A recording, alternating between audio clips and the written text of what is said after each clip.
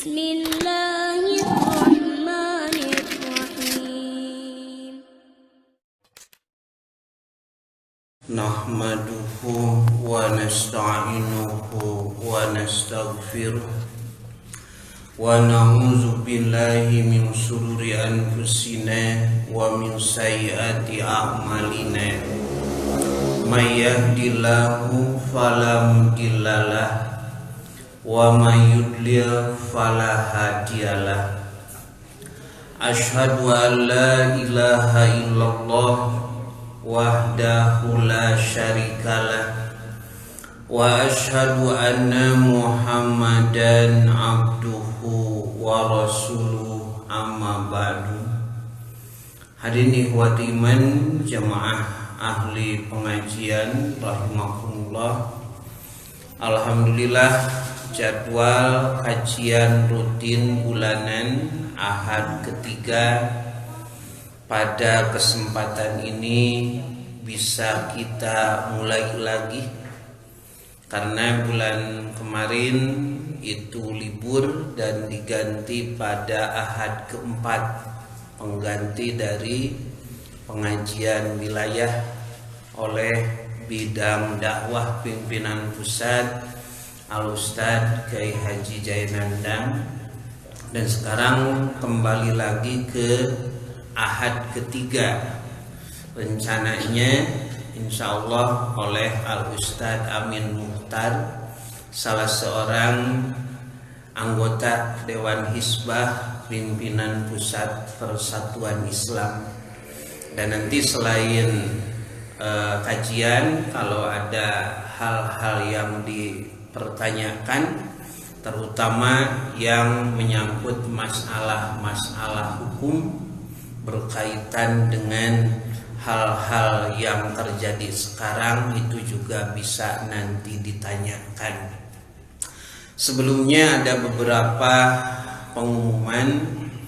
Pertama, mengenai kegiatan di Jamaah Hegar Maneh, alhamdulillah dengan dukungan dari pimpinan cabang, karena di sini pun merupakan sekretariat tempat rapat ngantor dari pimpinan cabang. Jadi segala macam kegiatan tidak lepas dari koordinasi pimpinan jamaah dan pimpinan cabang Persatuan Islam.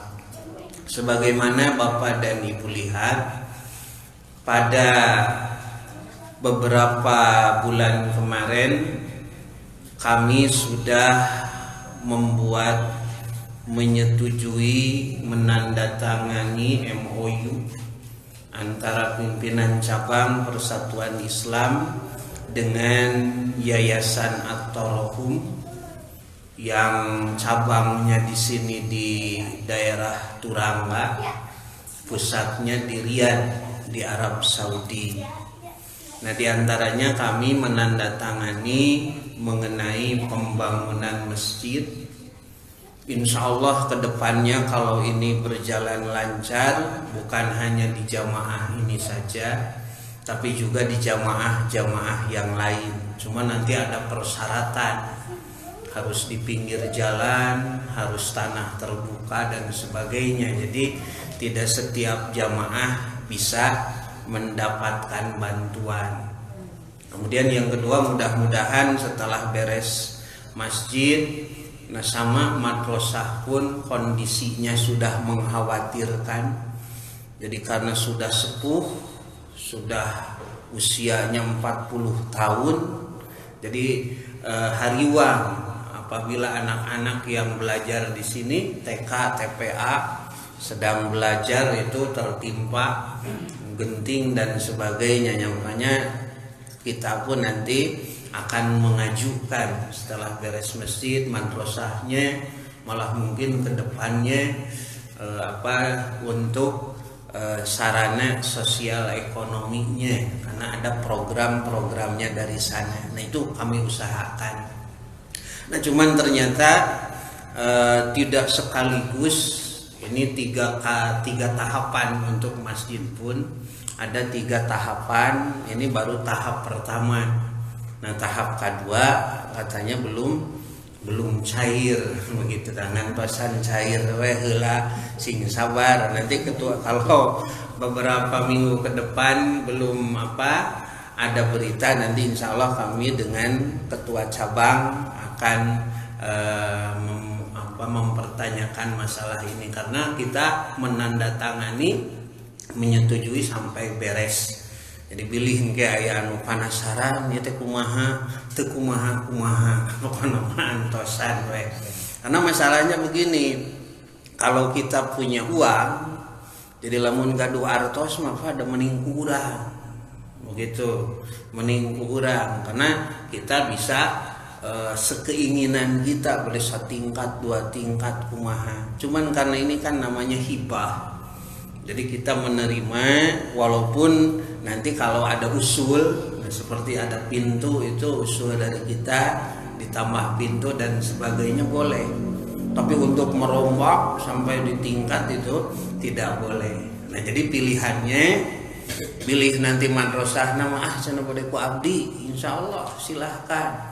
Itu lebih baik. Jadi kita bisa membuat beberapa tingkat. Nah cuman karena kondisi sekarang begitu kan boro-boro keur ngabangun nama di dapur wae geus pabeulit. Nah, jadi ya kita menerima saja karena ini dana hibah. Dan alhamdulillah fokus yang kedua selain pembangunan ini perluasan. Jadi biarlah dari yayasan nanti yang membangun, nah kita memperluas lahan. Jadi ada beberapa lahan di depan yang ingin kita bebaskan. Jadi sudah ada 2 rumah yang alhamdulillah sudah jadi milik, bukan milik pribadi, tapi ini wakaf Jamiah Persatuan Islam. Nanti silahkan yang akan memakmurkan. Jadi kedepannya diutamakan anggota begitu dari Jamiah yang punya berkaitan dengan sosial perekonomian begitu pada usaha itu silahkan, kami akan memfasilitasinya. Nah, mudah-mudahan juga rencana ke depan selain di sini ada TK, kemudian ada ide untuk membuat SDIT. Nah, mudah-mudahan apa-apa rumah yang sebelah mana itu bisa kita bebaskan. Nah, itu sebagai informasi. Jadi kita fokusnya untuk perluasan lahan. Karena bangun mah kita percayakan dulu karena sudah ada perjanjian ini dibangun sampai tuntas, sampai tamat begitu. Hadirin ikhwatu iman rahimakumullah, sambil menunggu Al Ustadz Amin, kita isi waktu ini untuk memanfaatkannya. Salah seorang sahabat yang bernama Abdurrahman bin Auf pernah mengatakan, ubtulina bidoro, kami pernah diuji bidoro dengan berbagai macam kesulitan, dengan berbagai macam kesusahan. Pasobarna, dan alhamdulillah kami semua bersabar. Jadi Abdurrahman bin Auf menerangkan bagaimana kesulitan yang dialami oleh Rasulullah Shallallahu Alaihi Wasallam dan para sahabatnya ketika di Mekah selama 13 tahun, diuji dengan berbagai macam kesulitan, dihina, dicaci maki, di embargo, diisolasi, diusir-usir, malah mau dibunuh. Jadi upami ayeuna urang non kesulitan nepi ka hese itu hese ieu ta zaman Nabi mah Pak bulangkung. Sampai ketika Nabi dan para sahabat itu diasingkan di satu tempat yang namanya Si'ib, tidak boleh ada kiriman makanan. Urang mah alhamdulillahnya dikirim beas-beas wae mangan aya gambaran gambar wali kota, gambar gubernur. Itu tidak boleh ada makanan, pakaian, tidak boleh ada pernikahan dan sebagainya. Nah, saking sulit-sulitnya makanan para sahabat itu sampai memakan yang namanya roji. Roji itu semacam rumput-rumputan yang suka dimakan oleh binatang-binatang ternak. Disebut roji itu dari kata roja'a, artinya kembali lagi. Di dahar hejo keluar hejo. Mun di urang magenyer baralik deui. Itu sampai saking tidak ada makanan nepi ka ngadahar para onta. Nah, itu yang terjadi di zaman Nabi. Begitu. Diuji dengan berbagai macam ujian, dihina, disiksa, diusir sampai mau dibunuh. Kata Abdurrahman bin Auf, panas biru, maka kami semua bersabar, kami semua lulus dari ujian tersebut. Itu ujian yang pertama. Kemudian selanjutnya, wabtulina bisara, kami diuji dengan berbagai macam kemudahan. Nah, di Madinah mulai diuji dengan limpahan harta, penaklukan sampai harta-harta rampasan perang itu berlimpah. Dugikeun kangkepan Rasulullah sallallahu alaihi wasallam kantos kurban 100 onta punya lirah. Kenapa? Karena Nabi punya yang namanya humus. Humus itu 1/5 dari harta ghanimah, 1/5 dari rampasan perang untuk Allah dan Rasulnya. Jadi ku Nabi teh teu dipake poyah-poyah, teu dianggo meser pilah, henteu. Rasul itu membeli kuda perang, di perlengkapan untuk berjihad. Istri-istrinya diberi nafkah sanatin, dipasihan nafkah teh satauneun ku Nabi mah. Tah satauneun keur dapur, teu meunang kurang, teu meunang leuwih, tong menta deui. Nepi ka kitu. Cing lamun urang da mere ka pamajikan satauneun cukup moal. Gampang. Beulikeun we kalender. Nepi ka Desember cukup satauneun. Sampai saking berkecukupan Rasulullah Shallallahu Alaihi Wasallam menjanjikan, siapa yang meninggal di antara kalian dan meninggalkan hutang, sedangkan ahli warisnya tidak mampu membayar, maka datanglah kepadaku, akulah yang akan membayarkannya. Nabi kakitunya Nabi ka para sahabat ka umatnya. Kan sebelumnya beda. Kalau sebelumnya justru diancam, siapa yang meninggal, yang wafat, meninggalkan utang, kemudian anaknya, ahli warisnya tidak mau membayarkannya, cek Nabi solu ala sohibikum, sarolatan ku aranje, solati oleh kamu, amma ana pala usoli alai, aku tidak akan menyolatinya. Jadi artinya Rasulullah sangat keras. Mun kira-kira moal kabayar atau wani-wani nganyu. Mun kira-kira boga anak incu turunan moal mangmayarkeun tong wani-wani ngahutang. Nah, itu awal-awalnya seperti itu.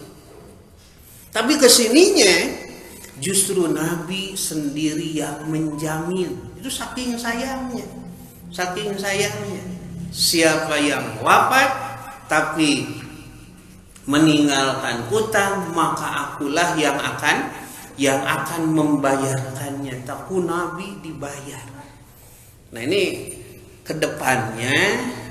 kedepannya kita pun harus seperti itu. Mumpung di seueur ketua jamaah, ketua cabang, cing kapayun urang pikirkeun sapertos kitu. Jadi kita pun bukan hanya bergerak dalam bidang pendidikan dakwah, tapi juga sosial ekonomi. Begitu, jadi jangan sampai banyak saudara-saudara kita yang terjerat oleh riba. Nah, kedepannya cing kumaha gitu. Jadi Nabi wae pan nu ikat itu, nu maut ninggalkeun hutang, akulah yang akan membayarnya. Nah itu wabtuli Nabi Sara oleh Abdurrahman bin Auf dikatakan ini pun ujian. Cuman ari di Mekah mah ujian-ujian yang menyulitkan, di Madinah mah ujian-ujian yang menyenangkan, limpahan rezeki. Palam nasbir. Tapi apa yang terjadi? Justru ketika diuji dengan kesenangan, banyak di antara kami yang tidak lulus, banyak di antara kami yang tidak sabar. Di Madinahlah lahir kaum munafik, orang-orang murtad yang tidak mau membayar zakat. Seueur nu itu.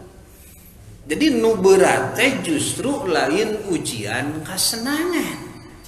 Tapi yang berat adalah ujian-ujian yang berat adalah bukan ujian-ujian kesengsaraan, yang paling berat adalah ujian-ujian kesenangan.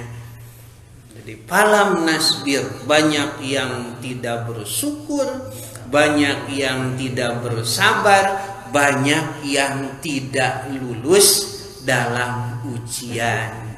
Tuh gening nu berat teh nya jiga diurang we.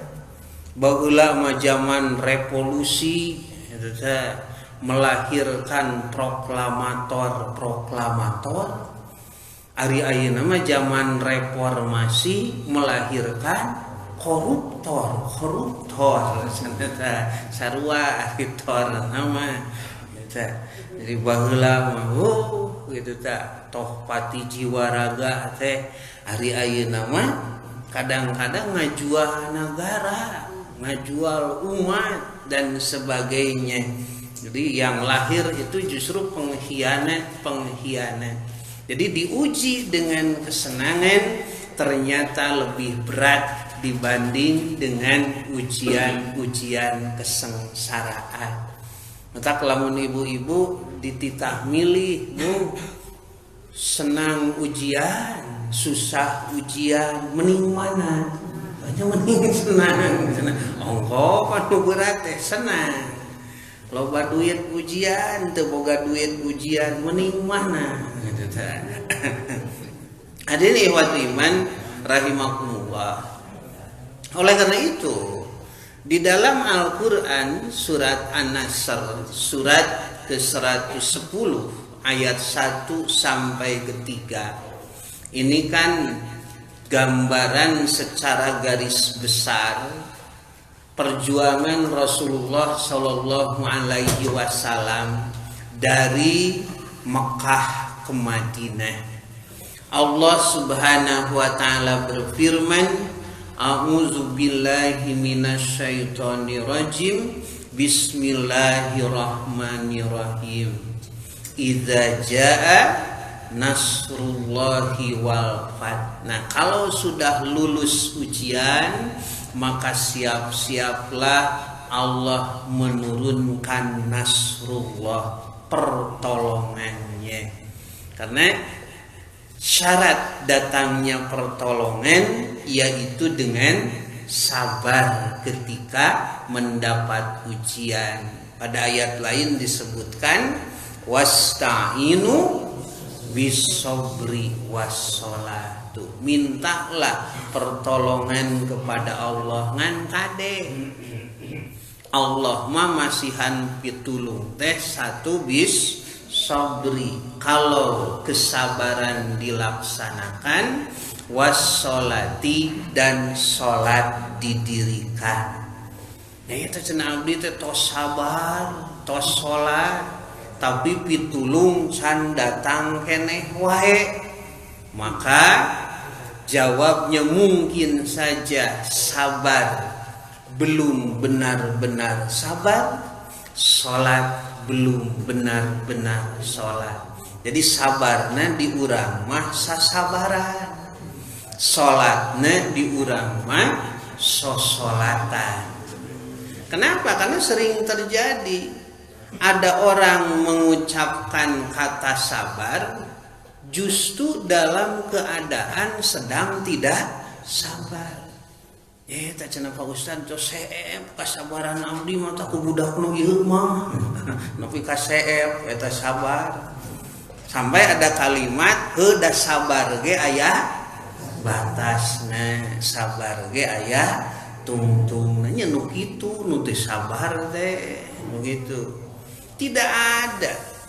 Sabar itu tidak ada habisnya, tidak ada batasnya, tidak ada akhirnya. Nah makanya nanti naon atuh ari sabar teh. Di antaranya Imam Al-Maraghi mengatakan as-sabru tautinun nafsi ala timalil makari. Sabar itu adalah tegarnya diri kita, siapnya hati kita, mantapnya jiwa kita ala timalil makari, ketika memikul, ketika menghadapi makari, apapun perkara-perkara yang tidak kita inginkan. Sanu hoyong gering teu aya. Tapi kalau penyakit itu datang kita hadapi. Seperti sekarang siapa yang ingin ada wabah? Itu kan tidak ada. Tapi ketika wabah itu datang kita harus siap menghadapinya. Begitu. Nepi ka diatur. Lain ngalarang ka masjid gade ngan diatur. Begitu diatur. Bersucinya diperbaiki. Kemudian di perjalanan bagaimana interaksi satu sama lain begitu dan sebagainya. Teu aya nu ngalarang ka masjid mah ngan harus ada kehati-hatian. Nah itu namanya sabar. Jadi menyiapkan diri, mantapkan diri untuk menghadapi apapun yang kita tidak sukai sekalipun. Alhamdulillah itu rombongan Al Ustad Parantos Sumping. Hadirin ikhwati iman rahimakumullah. Nah itu yang harus kita siapkan. Jadi sabar menghadapi ujian, kesulitan, dan bersyukur ketika menghadapi ujian-ujian kemudahan. Insya Allah Allah Subhanahu wa Ta'ala akan menurunkan nasrullah, akan menurunkan pertolongannya. Mungkin itu sementara. Alhamdulillah Al Ustad sudah hadir. Kami serahkan kembali kepada pembawa acara.